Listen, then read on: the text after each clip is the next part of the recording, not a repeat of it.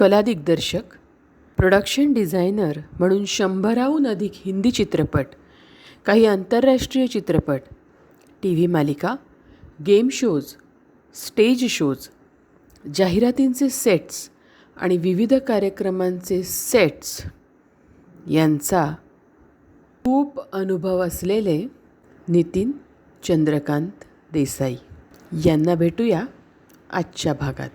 नितीन चंद्रकांत देसाई म्हणजेच आमचे दादा. चला. नमस्कार दादा.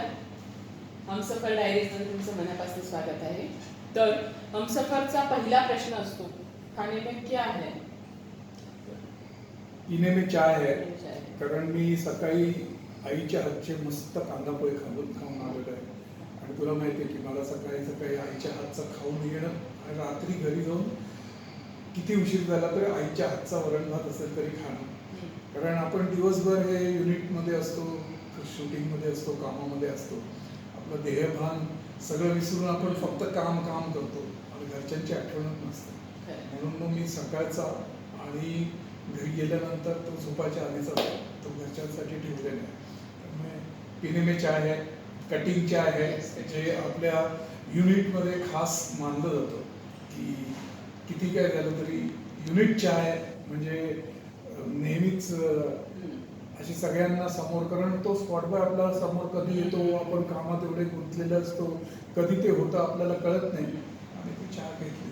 खरं इंडस्ट्रीचं आपण म्हणूया की टॉनिक चहा.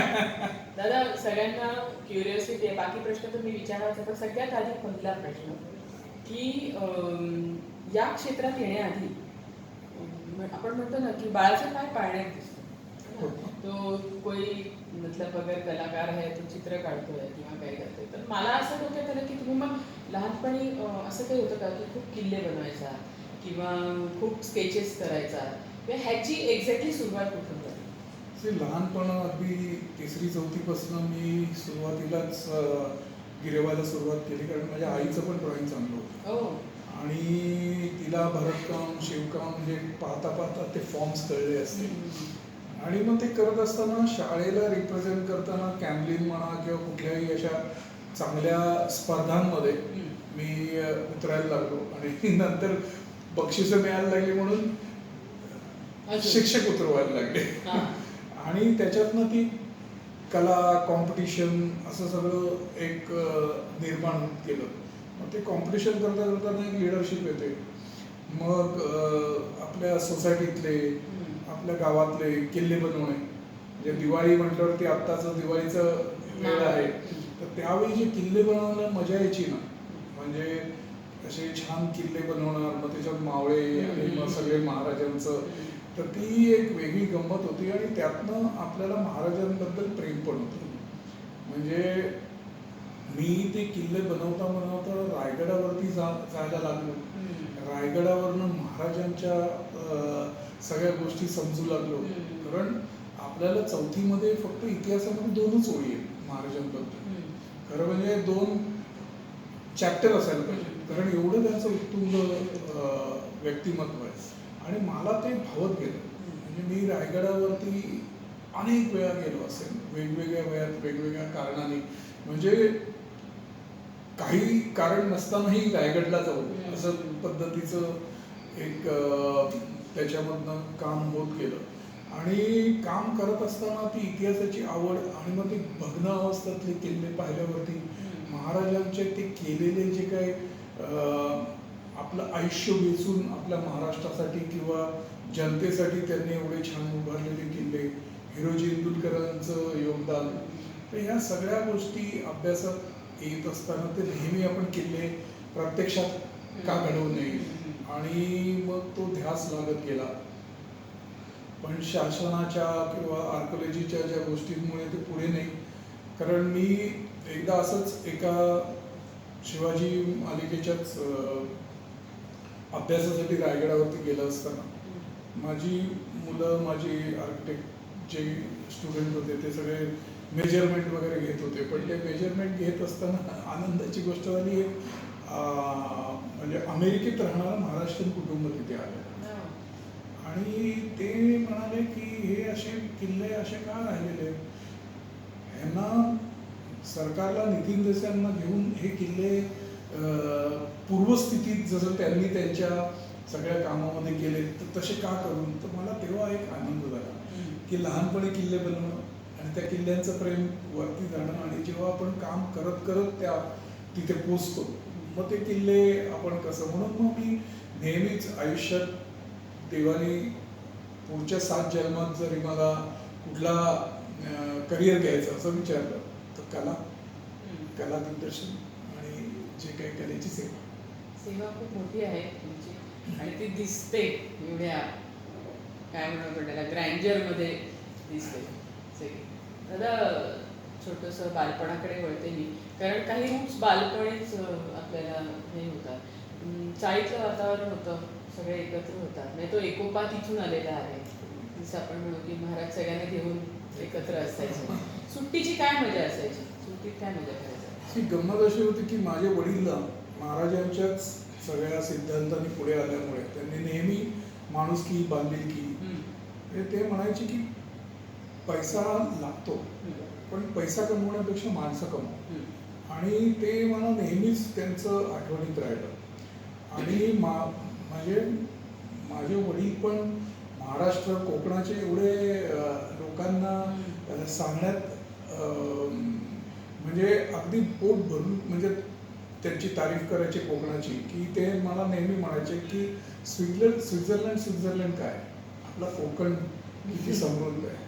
आणि तुला सांगतो की मी जेव्हा परीक्षेचा शेवटचा पेपर दिला की दुसऱ्या दिवशी सकाळी ठाणे दापोली ST पकडायचो, पोचायचो कापामध्ये, तिथे मग गेल्यावरती बाजार व्हायचा आणि मग संध्याकाळी 5ची दापोली माटवण जी पाचवलीला माझ्या गावाच्याकडे जाते ती ST पकडायचो. तिच्यानंतर मग गेल्यानंतर मी जो सुटायचो की वेगवेगळी झाडं, वेगवेगळ्या ब्रँचेस, वेगवेगळे फॉर्म्स ते तोडून आणणं, त्याला काहीतरी इंटरेस्टिंग टेबल टॉप सारखं काहीतरी करणं. इव्हन मी गणपतीचं पण डेकोरेशन जे आहे, म्हणजे मी आत्तापर्यंत माझ्या आयुष्यात 56 वर्षात गणपती कधी चुकवला नाही गावचा, गणपती आणि होळी. त्यामुळे वडिलांनी जे सांगितलेलं तर त्याच्यामध्ये ते लुटपुटीची लढाई, अगदी मस्त अशा त्या लाकडाच्या तलवारी बनवणं, शिवाजी महाराजांचे सगळे ते खेळ करणं, म्हणजे त्यावेळेस गावात ती लुपाछुपी आणि त्या तलवारबाजी आणि ते सगळ्या अशा ते खेळ असायचे. आणि मग जेव्हा शेतीचा वेळ असायचा तर तेव्हा अगदी डोक्यावर तो डालगा घेऊन किंवा ते पाचर घेऊन शेतात जाणं, आजोबांबरोबर काकांबरोबर काम करणं. आमचा सुंदर आणि कौशिक बैल होता, तर त्याला घेऊन शेती करणं, नांगर धरणं, टिफळ्या फोडणं. टिफळ्या फोडून तो अजूनही थोडंसं इथे हे आहे, कारण त्याच्यात एवढी मजा यायची ना. कारण ते झाल्यानंतर दुपारच्या वेळात आजी डोक्यावरती टोपली घेऊन मस्त भाकरी आणि पिठलं किंवा असं चवळा आणि असं सगळं टिपिकल घेऊन यायची, आणि तो कांदा असा फोडून ते जे काय खाण्यात मजा होती ना.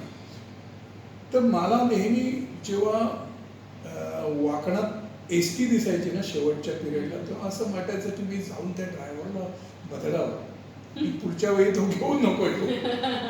आणि एवढं छान की पाऊस पडायला लागलेला असायचा, आणि शाळा चालू झाल्यानंतर 2 आठवड्यांनी मी अगदी नर्वस होऊन गावातून मुंबईत यायचो. आणि मग शाळा हे ते, पण लहानपणात ते जे प्रेम होतं, ते जी काही मजा होती. मग कोकण हा उन्हाळ्यात वेगळा असतो आणि त्याच्या रखरखल्या ह्याच्यात पण काही वेगळ्या वेगळ्या गोष्टी असते, काजू, आंबे, हे ते.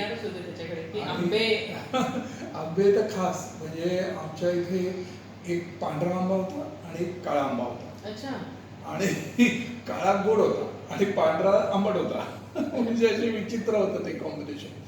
पण जेव्हा पाऊस यायचा आणि पहिल्या त्या वारा सुटून जेव्हा हे व्हायचं, आणि तो जेव्हा आंबा म्हणजे उचलायला आणि घ्यायला जाताना एवढी धमाल यायची ना, की मी म्हणजे सगळं विसरून, सगळं सोडून त्या ह्याच्यामधनं घुसून ते उचलून आणणे, ते खाणे, ते पाटा काढून त्याचं हे करणं आणि मग सालीच आणि मग ते आमरस, मग त्याची साखर वगैरे ते सगळे तर असं लहानपणात करत करत लहानपण गेलं.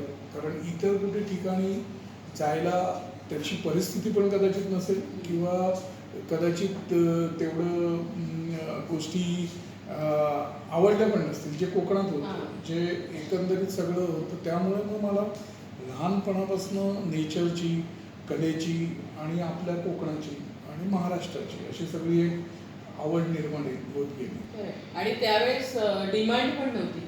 डिमांड पण की नव्हती. इथे घेऊन जा, तिकडे घेऊन जा असं नव्हतं की ते एक बाळगोत हा आणि त्या गावात जायचंय, घरी जायचंय, मजा त्रिवेणी नदींचा काठ आहे, देऊळ आहे, म्हणजे जे पर्यटकांना लागतं ते वेगवेगळ्या गोष्टी. आणि मला ना नेहमी दर सीझन मध्ये तिथे काय ना काय गंमत दिसते. आत्ताही गेलो ना तरी मला बाहेर पडल्यानंतर तिथे वेगवेगळ्या अशा बरीच व्हरायटी आहे. त्यामुळे मग इतर असं कधी एक्साइटिंग वाटलं नाही. आणि मी तसा आपल्या गोष्टींवरती फार लावू नये. मला ज्या आहेत त्यांना चांगलं करणं रादर देन जास्त एक्सप्लोर करणं. म्हणजे मी जग फिरलो, पण जग फिरताना मला अजूनही विचारशील आवडतं कुठलं ठिकाण तर पाचवली, दापोली, कोकण. जर तुम्ही मुंबईत राहिलात, मुंबईतल्याही काही मजा असतील की आता नुकतीच दिवाळी झाली आपण म्हटलं तर आपल्या बालपणी दिवाळी वेगळी होती. आता हे फॉर्मेशन वेगळं आहे दिवाळीचं सगळं. एक दिवाळी तर मी कधीच विसरत नाही. म्हणजे जसं बेंडलीचा येत असताना आमची जी रूम होती ती एकदम शेवटची होती आणि तो असा पूर्ण पॅसेज आणि तो मध्यभागी दादराच्या तिथे असा सगळे लोक जमायचे आणि तो फटाके लावायचा उत्सव असायचा संध्याकाळचा एकत्र. संध्याकाळी जाऊन आंघोळ बिंघोळ करून चांगले कपडे घालून धावून जाणे. आणि माझे वडील आधीपासून ना म्हणजे बँक ऑफ महाराष्ट्रात नोकरी करत असतानाही त्यांना उद्योगाची तशी आवड होती. तर कापड पीस विकणं, नंतर फटाके विकणं असं असं. आणि ते फटाके विकल्यानंतर ते त्या वेळात राहिले की ते माझे असं होतं. जे फटाके आणायला जा असं काय नव्हतं, आणलेलेच असायचे पण लोकांना द्यायचे, त्यांचे उरले की हे. तर एक दिवस काय झालं, असा मस्त अनार होता ते फुलझडीचा आपण, तो अनार असा छान मातीचा आणि वरती असं चांदी लावून त्याला असं डॉट डॉट डॉट रेड. आणि मी तो हौशेने असा घेऊन आपल्या घरातनं फुलबाजी लावली आणि तिथे जाऊन ठेवला. आणि ठेवून मी लावला लावला लावला पण तो काय लागे नाही. तर मी म्हणलं अरे तर सगळे जण आहेत, माझा अनार कोणतरी घेईल. म्हणून मग मी तो अनार तसाच उचलला असा पोटाशी आणि तसाच धावत धावत धावत धावत आपल्या खोलीकडे आलो. खोलीवर मी तो असा ठेवला असेल एक फळीच्या ह्याच्यावरती ज्याच्यात फुलभाज्या वगैरे ठेवलेल्या आणि ती फुलभाजीला हात घातला तर तो अनार एकदम कळलंच नाही. आणि जस्ट मी तो ठेवला, नाही तर हात माझा पूर्ण, पण तो पूर्ण अनार असा खाली पलंग होता त्याच्यावरती हे करून कसं कसं आईनी आणि हे केलं. पण ते आठवत म्हणजे ते जात नाही. पण मग तरी पण मग परत तेच. कारण काय की लहानपणात ती एक वेगळं असते ना. तेव्हा शिक्षा मिळाली, तेव्हा शिक्षा मुबलक मिळायची. शिक्षक तर मी एकदम म्हणजे मला कधीही वाचणं आवडत नाही, अभ्यास करणं आवडत नाही. आणि लहानपणी अगदी मला शाळेत पोचवायचं म्हणजे तुला सांगतो 11 वाजता ते कामगार विश्व लागायचं. आणि लहानपणी माझं बाळू नावाचा ड्रायव्हर होता, अशी जुनी ती बस आणि पॉम पॉम पॉम पॉम करून. आणि तो मला विलनच वाटायचा की दरवेळी 11ला शार्प कसा काय यायचा आणि पॉम्प पॉम्प पॉम्प पॉम्प करायचं. आणि माझं म्हणजे इथे जेवताना असं की आज बाळूची बस पंक्चर झाली तर, आज बाळू काय झाला तर. आणि हा आपला पोचायचा हिरो. आणि मला ती बस आल्यावरती तिथे भातुकलीच्या खेळामधली अशी ती गाणी वगैरे सगळं लागायची ना त्यावेळी. तर त्या करता करता डोळ्यात पाणी यायचं. मग आई बघायची डोळे वाटारून. तिला माहिती आहे की हा उगाच म्हणायची आता तुझं पोट दुखणार, आता तुझं हे होणार. तर पोलिसांना आणलं आणि लिटरली 1-2 वेळा पोलिसांना घेऊन मला बसमध्ये बसवलं. म्हणजे असे एवढे गमतीचे किस्से ना, तुला सांगतो की मी इतिहास भूगोल हा प्रत्यक्ष अनुभवण्यामध्ये बिलीव्ह करतो. वाचणे म्हणजे वाचायला लागलो की मला अजूनही झोप येते. त्यामुळे माझ्या स्क्रिप्ट्स आहेत ना, माझे सगळे असिस्टंट आणि माझे सगळे लोक ते मला वाचून दाखवतात. तर मी अगदी स्पष्ट अगदी मोठमोठे दिग्गज डायरेक्टरांना पण सांगून टाकलंय, बघ बाबा मी वाचत बसणार नाही ती स्क्रिप्ट, आयदर मी वाचून घे किंवा तू वाचत दाखव. कारण कसा प्रत्येकाचं नेचर असतं. म्हणजे माझ्या मते तारे जमीन पे मध्ये जसं ते सगळे अक्षर वर खालती नाच करतात ना, तसं मी वाचताना माझी अक्षरं नाच करतात. आणि त्यामुळे मी ती ऐकणं प्रिफर करतो आणि आत्मसात प्रिफर करतो आणि प्रत्यक्षात जगणं प्रिफर करतो. म्हणजे महाराजांची जेव्हा मालिका करताना मी प्रत्येक गडकिल्ल्यांवरती जाऊन आलो. रायगडच नाही, राजगड म्हण किंवा सिंहगड म्हण किंवा शिवनेरी म्हण, सगळे किल्ले मी स्वतः पाहून एक अनुभवलं. आणि मग त्यातनं जे ग्रास होतं ना, तर ते जास्त मला अपिलिंग वाटतं नेहमी. आणि त्याच्यामुळे मी अभ्यास पण करताना माझा खेळाकडे आणि कलेकडे हा जास्त हे होता. म्हणजे मी बॅडमिंटन खेळायचो, तर माझ्याकडे सगळ्या प्रकारची गोल्ड मेडल्ससाठी होती. इव्हन जेजे स्कूल ऑफ आर्टची 2 वर्ष बॅडमिंटनला हे होतं. नंतर मी गोट्या खेळायचो, तर माझ्याकडे मुलुंडमधल्या सर्वात जास्त गोट्या होत्या. माळा भरून अगदी फुल एवढ्या गोट्या होत्या माझ्याकडे की माझ्याकडे राहावं लागेल. सगळ्यांना माहिती आहे की आता हा हे करणार, तर असा नेम अचूक होता. आणि ती एक आधीपासून जिंकायची आणि जिंकून पहिलं हे व्हायची. आणि देवाच्या कृपेने मग ते कंटिन्यू झालं. मी कामात पण आल्यानंतर अट्रॅक्शनमध्ये पण हे जे तू बघतेस त्या ह्याच्यामध्ये की वडिलांनी सांगितलेलं माहिती आहे, don't work for money, money will come to you. हे सगळं कमव आणि माणसं जोड. आणि त्या ह्याच्यातनं एक वेगळा मेसेज मला आयुष्यात मिळाला आणि मग ते जीवनाला फार उपयोगी पण पडले.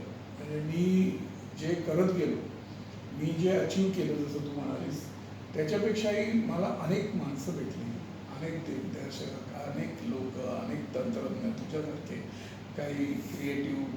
तर त्या ह्याच्यातनं मला भरपूर काही मिळालं. आणि मग त्याच अजूनही मी ह्याच्यात आहे की अजूनही लर्निंग आहे, अजूनही शिकायचं आहे, अजूनही ह्यांची कमतरता आहे. 4 नॅशनल अवॉर्ड 8मध्ये मला एकट्याला मिळाले असताना, एवढे अवॉर्ड्स मिळत असताना अजूनही वाटतं नाही परत काहीतरी असं केलं पाहिजे. प्रत्येक प्रोजेक्टला भले अशा टाईपच्या अवॉर्डने पण कुणीतरी ॲप्रिशिएट केलं पाहिजे. आणि मग ती जी धडपड आहे, त्या धडपडीमधनं ॲक्च्युली सगळं हे उभारणं, सगळं हे करणं हे जास्त होत गेलं. आणि चॅलेंजिंग पण होतं. आयुष्य चॅलेंजेस आहे. म्हणजे तू जर का बघितलं, सगळ्यांनाच आपल्याला माहिती आहे वेगवेगळ्या प्रकारचे आहे, फक्त ते तुम्हाला घेता आले पाहिजे. आणि ज्याच्या आयुष्यात चॅलेंज नाही तर त्याचं आयुष्यच नाही. आणि ते आयुष्य जर का तुम्हाला खरंच जगायचं असेल तर तुम्हाला चॅलेंज. म्हणून मी नेहमी ना नायगरा फॉलमधनं उड्या मारतो. मला माहिती आहे की आपलं वरती आईवडिलांचं चांगले आशीर्वाद आहेत, देवदेवतांचं हे आहे, आपण सगळ्यांचं चांगलंच केलं आहे, तर आपण लँड होणार, आत्मविश्वास आहे.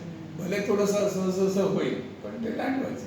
आणि ज्यावेळी काय झालं की मी कला दिग्दर्शक झालो, म्हणजे इंडस्ट्रीमध्ये कोणच नाही आपल्या घरातनं, तरी पण ह्या कलेच्या विश्वामध्ये आलो. कारण मला अजिबात ह्या विश्वामध्ये येऊन आपण काय करू असं अजिबात वाटलं नव्हतं किंवा माहिती नव्हतं. कारण आपल्या ह्याच्यात तुला माहिती आहे की लहानपणी जेव्हा मी शाळेत होतो किंवा तेव्हा वडील आणि सगळ्या फॅमिलीमध्ये असं होतं की मुलांनी डॉक्टर, इंजिनियर, वकील, काहीच नाही तर बँकेत तरी जावं आणि स्टँडर्ड 9 ते 6 चक्कर. मला ते करायचं नव्हतं. म्हणून मी नेहमी आईवडिलांना मानतो. नितीन चंद्रकांत देसाई लावण्याचं कारणच हे आहे की त्यांनी त्यांच्या वेळात त्या काळात तेवढे पैसे पण नव्हते. ॲक्च्युली लोकांना वाटतं की कुणाला काही जमलं नाही म्हणून कलाकार होता, पण ॲक्च्युली डॉक्टर, इंजिनियरपेक्षाही त्या वेळात ते पेपर, कलर्स, ते सगळं रोटरिंग पेन एवढं महाग असतं की ते पुरवणं, ते त्यांनी कसं पुरवलं त्यांनाच माहिती, पण ते झालं. आणि मग त्यामुळे मला वाटलं की ह्या गोष्टीला पण काहीतरी एक म्हणून मी शेवटचा जो पेपर दिला त्याच दिवशी शेवटच्या पेपराच्या वेळी माझे वडील तिथे मला 2.5 लाखाचं लोन घेऊन देऊन डस्टचा एनलार्जर आणि कॅमेरा निकॉनचा हे देण्यासाठी तिथे आले. आम्ही जाऊन तिथनंच त्या दुकानात जाऊन ते घेतलं आणि दुसऱ्या दिवसापासून म्हणजे माझ्या आयुष्यात काय झालं की देवाने कदाचित असं लेअरिंग ठेवलेलं आहे. ते हे संपलं, शाळा संपली, कॉलेज आलं, कॉलेज संपलं, लगेच व्यवसायात आलं. आणि जसं मी डस्टचा एनलार्जर आणि फोटोग्राफी करत होतो तर फोटोग्राफी करता करता मला इंडस्ट्रीमध्ये नितीश रॉय जे चांगले ख्यातनाम कला दिग्दर्शक होते, माझी मामी होती बंगाली, तिच्या ओळखीने त्यांनी कुठल्या तरी एका राजवाड्यामध्ये जाऊन चोरून चुकून काढल्यामुळे फ्लॅश न वापरल्यामुळे अंडरवर असे फोटो काढलेले आणि ते माझ्याकडे ज्या पद्धतीने करून द्यायला आले आणि ज्या पद्धतीने मी ते कमी वेळामध्ये चांगल्या किफायतशीर ह्याच्यामध्ये आणि योग्य प्राईजमध्ये करून दिले. तर त्यांनी सांगितलं, अरे तू इधर क्या कर रहा है, तेरा तो टॅलेंट फिल्म इंडस्ट्री में काम का है. मला असं वाटलं फिल्म इंडस्ट्री म्हणजे काय, आणि त्यावेळी आपल्या घराण्यातली लोक म्हणजे फिल्म इंडस्ट्रीत गेला म्हणजे वाया आणि त्यांना एक ते अजूनही काहीतरी वेगळं आहे. पण आता चित्र बदललं आहे. आता माझ्या ज्यांनी नाकं मुरटलेली तेच आता घरातले लोक माझ्याबरोबर त्यांच्या मुलांना पण काम करायला लागले. पण त्यावेळीची ती परिस्थिती वेगळी असताना एक दिवस 9 मे 1987ला माझं काम सकाळ ते 7 ते 2 मध्ये झालेलं आणि 17-18 फोन आले असतील की तू आ रहा है, कब आ रहा है. त्यांना माझं काम खरंच आवडलेलं आणि मी म्हटलं चला बघूया काय आहे इंडस्ट्री. आणि मग मी काम सोडून जेव्हा घरी जेवलो आणि निघालो, आणि जो निघालो ना तुला सांगतो तो आपल्या प्रवासालाच निघून आलो. तो अजून प्रवास चालूच आहे. 9 मे 1987 मी कधी विसरत नाही. मी 398 पकडून आरे कॉलनीमध्ये उतरून चालत चालत फिल्म सिटीमध्ये गेलो. तिथे तमस गोविंद निलानींचं सेटचं सुरुवात झाली. त्यावेळी लाईनदोरीपासनं ते सेट उभा करणं, प्लास्टरिंग करणं, कलरिंग करणं, हे सगळं करत असताना मला ते विश्व आपलं वाटायला लागलं. आणि माझी आई मुलुंडला राहत होतो आम्ही, तिला कळेना मुलगा गेला कारण मी असं काही सांगितलं नव्हतं. ती फोन करून शेवटी मी ज्यांच्याबरोबर आलेलो त्यांनी सांगितलं, अरे तो चित्रनगरीत आमच्याबरोबर आलेला पण तो परत आला की नाही. तर मग आईने 56 फोन केले असतील. तर फिल्म सिटीत करंडे नावाचे टेलिफोन ऑपरेटर होते, ते शोधत शोधत सगळ्याचे, अरे कोण आहे हा नितीन देसाई. त्याची आई एवढे फोन करतो काय आहे. तर मला त्यांनी झापला की अरे तू असं काय, चल बरोबर माझ्या आईला फोन कर. कारण आई एवढं त्याला ऐकेल. मग आईला मी तेव्हा एकच सांगितलं, आई माझ्या मते मला माझं विश्व मिळालं आहे आणि आता तुम्हाला विसरून जा. मी माझ्या आता विश्वात पुढे जातो आहे. आणि तुला सांगतो खरंच 6.5 वर्ष मी ना कुठल्या लग्नाला, कुठल्या मुंजींना, कुठल्या वाढदिवसांना घरात नितीन देसाई हा आपल्या फॅमिलीमध्ये नाही असं एक साधारण झालं. सगळ्यांची बोलणं चालणं तोपर्यंत ठीक होतं. पण जेव्हा जेव्हा मी काम करायचो, रात्रीची बस करून, व्हाईट कपडे माझं आधीचं आवडतं होतं त्यामुळे ते माखलेले असायचे. तर आईला कळायचं नाही हा रंगारी आहे का काय आहे, म्हणजे काय करतो. आई म्हणायची तू नक्की करतोस काय. तर तेव्हा माझ्या मनात असं होतं की मी एक दिवस येईल म्हणजे. तर मग मी 6.5 वर्ष हे केल्यानंतर मग मला इंडिपेंडंट जेव्हा चाणक्यचा सेट मिळाला, तर तेव्हा चाणक्यच्या सेटमुळे हे सगळं 6.5 वर्ष करताना मला 2,000 रुपये फक्त मिळायचे. तर आई मला म्हणायची की तू जे काय कपडे माखवून येतोस तर सर्फ किंवा 500 बहार ह्याची किंमतच महिन्याभराची 2,000 होते आणि तू करतोस काय. तर मी म्हटलं की ठीक आहे, आता ही सुरुवात आहे. आणि मग एकदा मी मोठा सेट लावला चाणक्यचा आणि तेव्हा माझे आई वडील बोरिवलीला एका लग्नाला आले म्हणून 57 रुपये मी इन्व्हेस्ट केले आणि त्यांना रिक्षेतनं आणले. त्यांना रिक्षेतनं आणल्यावरती जेव्हा आम्ही उतरलो सेटवरती, तर मग मी हे मौर्यन पद्धतीचं आर्किटेक्चर आणि गेट आहे, हे संध्याकाळी सूर्य अस्त झाला की बंद होतं, सूर्य झाला उघडतं. मग हे टॅक्स ऑफिस, मग इथे घोडे बांधले जातात, इथे हौद आहे, मग मग इथे तुझं स्ट्रीट आहे, मग तिथे शूद्रांची घरं, मग वैष्णवांची घरं, मग क्षत्रियांची घरं, मग हा राजवाडा असं तिला दाखवलं. तर तोपर्यंत ती जवळजवळ तो 2 एकर 3 एकरचा परिसर फिरल्यामुळे दमली आणि ती म्हणाली हे सगळं ठीक आहे, पण तू काय ह्याच्यामध्ये केलं? म्हणजे माऊलीच ती, तिला काय माहिती, तिला तर मुलगा वाटलेला हा कपडे मागून येतो म्हणजे रंगारी आहे. त्याला दिग्दर्शन काय असतं हे आपल्या घरात तेव्हाही माहिती नव्हतं आणि बऱ्याच लोकांना माहिती नाही. त्या असं अंडर एस्टिमेटेड जे क्षेत्र होतं. पण मग मी म्हटलं की एक अनऑर्गनाइज सेक्टरमध्ये आपण ऑर्गनाइज पद्धतीने काम करू. मग ते झाल्यानंतर मला वेगवेगळे चित्रपट मिळायला लागले. 1942 लव्ह स्टोरी मिळाल्यावरती त्यावेळी डिस्नीचे लोक पाहायला आलेले आणि त्यांना माझं सेट आवडलं, त्यामुळे त्यांनी मला इंटरनॅशनल हे फिल्म दिली. तर असा मग प्रवास होत होत एकामागत एक असे मोठे मोठे प्रोजेक्ट्स मिळत गेले आणि अजूनही तो प्रकार ठेवला नाही. सकाळी आईच्या हातचा ब्रेकफास्ट, संध्याकाळी रात्री घरी जाऊन जेवणे. काही प्रसंग आता आम्ही सांगतो त्याला तुम्ही उत्तर द्या. घरी आलेले आहात, कोणी नाही का, आई कुठेतरी गेली आहे, बहिणी कुठेतरी गेल्या आहेत, कोणी बरं भूक लागली आहे प्रचंड, घरात पॉकेट फूडही काही नाही आहे. अशा वेळेस नितीन देसाई काय करतात? ऑर्डर करायचं नाहीये तो सोडून त्या व्यतिरिक्त मी तुला सांगू का, कामाचीच भूक एवढी आहे ना. मला खरंच माझी आई नेहमी म्हणते की हा मुलगा सगळ्या माझ्या मुलामध्ये चांगला आहे, याला काही कधी कधी घाईत एखादं मीठ राहिलं असेल ना भाजी तरी मी खाऊन टाकतो. आणि आईला नंतर दुसऱ्या भावाने किंवा बहिणीने सांगितलं नंतर कळतं की अरे याच्यात येणं. तर त्यामुळे माझं आधीपासून जे खाण्यापिण्याकडे हा मला चविष्ट आवडतं, महाराष्ट्रीयन फूड तर आवडतं कोकणातलं आणि जे आहे. पण मी जर का असा प्रसंग 2 वर्षापूर्वी आला असताना तर नक्की बसून राहिलो असतो, पाणी प्यायलो असतो, पण काही येतच नव्हतं, पण काही शिकलोच नाही.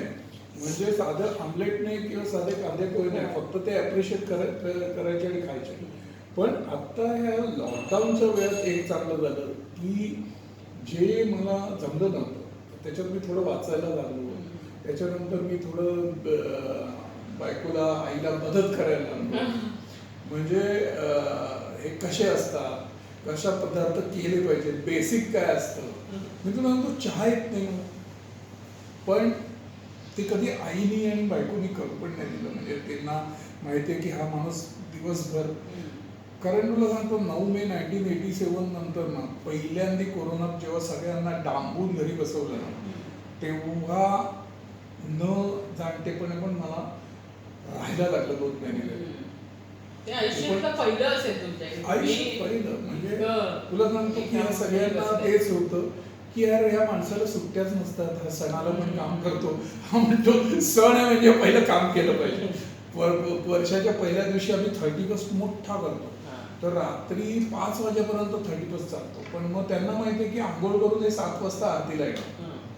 तर त्यामुळे तो जो प्रकार आहे ना तो बाकी सगळं खाणं पिणं ठीक आहे पण काम पाहिजे. त्यामुळे कामामधनं नक्कीच असं काही नाही की म्हणजे मला उकडीची मोदक आवडतात, कांदे पोहे आवडतात. माझी आई तर कांदे पोहे एवढे छान करते. संजय लीला बन्साली अंधेरीवरून मुलुंडला यायचा, तर तो आईला सांगायचा की हा माणूस कामात बिझी असतो, हा काय देणार नाही, पण माँ मैं आ रहा हूं तेरा कांदा पोहा भेज. तर अशा पद्धतीचं माझं खाण्याचं हे आहे. खाणं बेसिक जेवढं पोटाला पाहिजे तेवढं, पण कामाने तेवढं पोट भरून घेतो की त्याच्यात कमी असेल. पण आत्ताच्या वेळेत म्हणशील मी ऑमलेट करू शकेन, आता चहा करू शकेन आणि कांदे पोह्याची फोडणी पण देऊ शकेन. म्हणजे तो प्रयत्न मी जे आवडतात ते प्रकार तरी शिकायचा प्रयत्न केलेला आहे. पण कधी गरज नाही आली आईनी बायकोनी आणि सगळ्यांनी एवढं. आणि आपलं कुटुंब एकदम सिंपल आहे. म्हणजे आईला जास्त फिरायला आवडतं आहे, बायको कुठेतरी असं नाहीच आहे. ते आपले असतातच. आपण आणि माझ्या कामाला सकाळी 7ला निघाल्यानंतर 11ला मी मध्ये कधी घरी गेलो ना मला आठवतच नाही. म्हणजे मला 5:30-6चं संध्याकाळचं घरच नाही माहिती. तर त्यामुळे तशी वेळ नाही आली, पण आता बरं झालं तू सांगितल्यानंतर शिकून ठेवलंय. येस दादा, असं असतं ना की आईच्या हातचं हे एव्हरग्रीन, की खूप तलफ आली असेल आपण आईला सांगतो की हे बनव. तसा लहानपणापासूनचा कुठला पदार्थ आहे किंवा आपल्याकडे वाढदिवस त्यावेळी असं इतकं हे प्रस्थ नव्हतं जे आत्ता वाढदिवसांचं काहीतरी गोड करणार, काहीतरी करणार, पण त्यात पण माँ का प्यार जो असतो. हे माँ का प्यार मध्ये म्हणजे तुला सांगतो ना, माझ्या आईचे खरंच कांदेपोहे एवढे छान असतात. ते अगदी आमच्या शूटिंग युनिटला पण नेहमी सगळ्यांची डिमांड असते. नंतर ती चिकन आणि वडे, आपले जे कोकणातले कोंबडी वडे, ते एवढे अप्रतिम करते की त्याचं तुला सांगतो, देवदासच्या सेटवरती डब्बे द्यायचे आमचे. संजय बन्सालीला, शाहरुखला, ऐश्वर्याला, माधुरीला, विनोद प्रधान म्हणून जो DOP आहे, जे त्यांनी मोठमोठे चित्रपट केले, देवदासला पण ते होते, त्याला एवढे आवडायचे ना आईचे कोंबडी वडे की ते गेल्यानंतर पहिलं तो स्वतःला काढून ठेवणं. आणि मग त्यांनी तर कहर केला, त्यांनी त्याच्या बायकोला सांगितलं की यार तू क्या मटन बनाती हो, देख तिनकी माँ का जो हात का है, तुझ्या औसिक्या. ती डॉली आमच्याकडे आईकडनं 5 ते 6 लेसन घ्यायला घरी आली आणि बिचारी चांगली शिकली.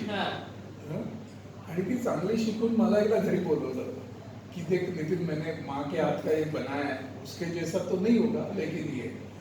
आणि ते खरंच चांगलं झालेलं. आणि मी म्हटलं हे विनोद म्हणतात, नाही फिर भी हो तेरे माँ का हाथ का है.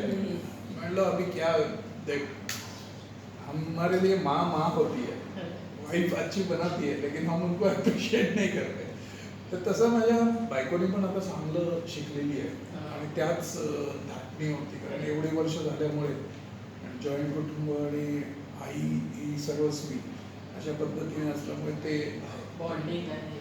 कांदे पोहे, बटाटा वडा, नंतर बटाटा वड्याचा ते किस्सा तुला सांगतो. मी स्टुडिओमध्ये बटाटा वडा एक तर कर्जतचा फेमसच आहे, आमच्या इथे पण बनतो. आणि तो जेव्हा बटाटा वडा असताना मी एकदा वॉर्नर ब्रदर्सचे काही लोक आलेले इथे चित्रपटाच्या शूटिंगच्या, सगळे असे बसलेले. आणि येताना जे मॅकडोनल्ड आहे तिथनं पण मी हे चिकन बर्गर मागून ठेवलेले आणि बटाटा वडा पण ठेवले आणि त्यांना मांडलं. दोन्हीचं प्रेझेंटेशन असं होतं की दोन्ही इक्वल. आणि मी पहिला बटाटा वडा घेतला आणि खाल्ला, वडापाव चालू केला. तर ते बघायला लागले एकमेकांच्या तोंडाकडे की काय आहे. तर मग मला विचारलं की कॅन वी ट्राय दिस. म्हटलं या वाय नॉट. म्हणजे त्यांच्यासमोर मॅकडोनल्डचं बर्गर आहेत, पण तरी पण त्यांना how you present and how you have confidence. आपण कॉन्फिडन्सली खाल्लं की त्याला पण वाटतं. तर आपण बरेच वेळेला, म्हणजे मला तर नेहमी वाटतं की बटाटा वड्याची जर का आपण मॅकडोनल्ड सारखी चांगली हे केली ना तर जगभरात प्रसिद्ध. सो बेसिकली त्या गोष्टी ज्या टिपिकल आहेत, मिसळ पाव अशा चांगल्या चांगल्या महाराष्ट्र ते अगदी खास. म्हणजे तो इतरांचे पण आवडतात. आता जग फिरलंय किंवा देश फिरलोय, त्यामुळे प्रत्येक ठिकाणी जातो तो वेगळं खायचा प्रयत्न करतो समजायला. पण शेवटी जीभ दिल मागे मोड, तसं महाराष्ट्र मागे. दादा हमसफरवर येऊया थोडंसं. काम आहेच हमसफर, पण घरची जी हमसफर आहे तिला मी 100च्या पैकी 200 मार्क याच्यासाठी देतो, कारण माझी मुलं कधी मोठी झाली, ते कधी शिकली, ती आता विदेशात काय शिकताय, हे सगळं तिने व्यवस्थित हँडल केलं. जसं मी तुला म्हटलं की मला या कोरोनात जेव्हा घरी बसलो तेव्हा कळलं की अरे ही पण बाजू असते, काम असतं पण हे पण असतं. आणि मग मी माझ्या मुलांना जेव्हा फोनवरनं किंवा व्हिडिओ कॉल्स करायला लागलो तर त्यांना पण छान वाटलं की बाबा एवढे कसे काय बदलले. पण मी म्हटलं की बाबांना हे आवडतं, पण काय झालं की जाणतेपणे तिने काही रिस्पॉन्सिबिलिटी घेतल्या, मी काही रिस्पॉन्सिबिलिटी घेतल्या. तिने माझ्या कामाला सपोर्ट केला, तिने माझ्या वेळेपणाला सपोर्ट केला. म्हणजे जे एका स्त्रीला आवश्यक असतं की नवऱ्याने तिच्या सगळ्या गरजा आणि सगळ्या गोष्टी तिच्या जवळ राहून कराव्यात ते अनफॉर्च्युनेटली मी नाही केलं, नाही करू शकलो. पण तोच मी प्रयत्न करतोय. आफ्टर कोरोनाचं बाउंडिंग झाल्यानंतर की त्याला कसं काय डॅमेज कंट्रोल करता येईल. तर ते आता वेळ दोन्हीकडे लावलंय. पण म्हणजे खरंच तिला ॲप्रिशिएट करू तेवढं कमी आहे. ती फार म्हणजे आम्ही कॉन्ट्रास्ट होतो प्रत्येक बाबतीत. मी काळा आहे, ती गोरी आहे, ती शांत आहे, मी एकदम बडबडे आहे, मी एकदम वेगवेगळ्या उड्या मारतो, तिचं शांतपणे सगळं चाललेलं असतं, हँडल करते, पण चांगले डिसिजन घेते. त्यामुळे खरं हमसफर असेल ना, मला तर वाटतं ते मेड फॉर इच अदर असेल, असंच असावं. पहिल्यांदी आपण ह्या क्षेत्रामध्ये असताना आपल्या अपेक्षा वेगळ्या असतात किंवा आपल्याला वाटतं की असं तसं म्हणजे पण नंतर एक जाऊन आपल्याला कळतं की देवाने ज्या जोड्या बनवलेल्या असतात ते काहीतरी ठेवून असतात आणि तुम्ही एक ठिकाणी काम करत असतात, तुम्हाला त्याचं कौतुक असतं. पण त्याचबरोबर जे तुमच्या बॅकहँडला जे काम असतं ना, ते तुमच्या हमसफर चांगलं करतात ना, मग तुमचं आयुष्य चांगलं जातं, मग तुम्हाला ते सगळं व्यवस्थित बॅलन्स होतं. दादा, आपला कळीचा प्रश्न आहे, हमसफरचा नेहमी विचारतो आपण, सुख म्हणजे नक्की काय असतं? माझ्या मते सुख म्हणजे प्रत्येकाने एकमेकांना समजून एकमेकांना जे त्याला ज्याच्यात सुख आहे तर ते करू देणं. जसं मला सतत काम किंवा त्या कामामध्ये आपलं आयुष्य घालवून भले जो दुसरा माझा म्हणजे अंग आहे की ज्याला मला वेळ देणं आहे ते नाही जमलं तरी पण ते कुठनं करतं. म्हणजे किती वेळ मी तिला सांगतो, म्हणजे आधी लग्न व्हायच्या आधी तर मी तिला सांगायचो की बाबा मी येतोय, आणि मी वेबसिटीत असायचो आणि ती एक दीड 2 तास ती दादरला बस स्टॉपवरती उभी असायची आणि मग ती घरी जायची. मग रात्री 11, 11:30, 12 जाऊन तिला मनवणे आणि घेऊन जाणे आणि असं जे काय प्रकार ते पण भरपूर झाले. तर त्या ह्याच्यातनं पण शेवटी बाउंडिंग पण चांगलं होत गेलं. आणि नंतर जेव्हा माझं लग्न होतं त्याच दिवशी 1942चं एक गाणं होतं जे टॉप परेडला आपलं बॉम्बे युनिव्हर्सिटीमध्ये शूट करत होतं. सकाळी मी तिथे जाऊन दुपारी लग्न करून संध्याकाळी ती टीम पूर्ण मनीषा, अनिल कपूर, विनोद चोप्रा सगळी गँग तिकडे आली, फराह वगैरे. आणि मग तिथे पण परत कामाचंच. त्याच्यानंतर मी दुसऱ्या दिवशी जसं आपलं लग्न झाल्यावरती एक हे असतं पूजा असते की ती पूजा करून 2 वाजता मी परत मनमोहन देसाईंच्या सेटवरती अनमोलच्या शूटिंगवरती. त्यामुळे तिने पण विचार केला असेल की अरे आता आपलं लग्न झालं आहे, शक्यतो लग्न झाल्यावरती लोक फिरायला जातात, ते आमच्या काही झालंच नाही. आणि तरी पण तिने ते सगळं ऍडजस्ट केलं. त्यांचं क्रेडिट आहे. तर गप्पा होतच राहतील दादांबरोबर. दादा, आम्ही प्रत्येक सेलिब्रिटी बरोबर वचन देतो की पुन्हा हमसफरवरती भेट देणार, कारण या गप्पा न संपणाऱ्या आहेत आणि एवढा मोठा सगळा. आता तू जसं म्हणालीस ना सेलिब्रिटीकडनं वचन घेतो, मी नॉर्मल माणूस आहे. सेलिब्रिटी झाल्यावरती वचनाला पुरं करायला नक्कीच आहे. तू आपली तू खास मैत्रीण आहेस, तू बहीण आहेस, त्यामुळे तुझ्यासाठी कधी तुम्हाला शोधत येऊ ना आम्ही. आता त्याच्यासाठी सेलिब्रिटी होणं आवश्यक आहे. तर आपल्याला दादा पुण्याहून रुपाली गोखले म्हणून आहेत, त्यांचं एस्टीलो प्रोडक्ट आहे. तर हे त्यांनी छान घरी बनवलेले सोप्स आहेत आणि परफ्यूम गिफ्ट केलेलं आहे त्यांनी, दिवाळी गिफ्ट आहे आपल्यासाठी. आणि हमसफरच्या टीमकडनं एक छोटीशी भेट आहे घरच्यांसाठी. Okay, thank you. तर आपण हेच घर आहे माझं, त्यामुळे तेच वाटून घेऊया. आणि थँक्यू सो मच दादा. Any time.